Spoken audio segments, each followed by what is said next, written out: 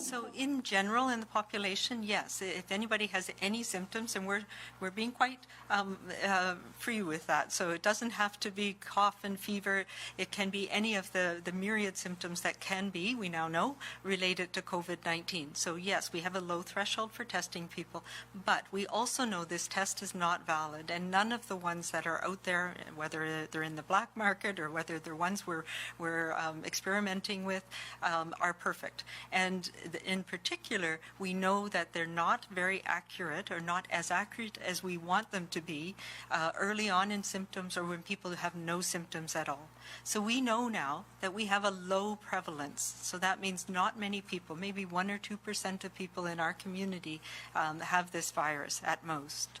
And so when you have a low prevalence, your chances of having a false negative and a false positive go up dramatically. So the test doesn't help you in that case. And in particular with this test, we know that if you have no symptoms and it's negative, it really doesn't tell you anything at all. It's not a valid test. It doesn't help you. It doesn't mean that you're safe, because you could have been exposed to the virus potentially, and you're still in the incubation period. The test is negative today, but you may start developing symptoms tomorrow. So it's really important, and I know it's another one of those complicated issues, but sampling people with the tests that we have, the diagnostic tests that we have, who have no symptoms in general, is not helpful to anybody.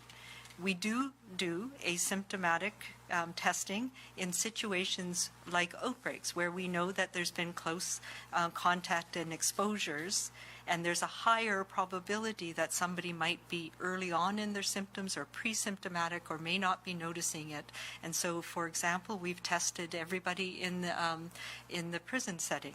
As you can see, there was all of the inmates, there was a number of them that tested positive right away. And then we continued to see people developing symptoms, even though they might have tested negative a few days ago. They've now developed symptoms and tested positive. So we need to put it in the context of somebody's risk, and in epidemiology we call that your pre-test probability.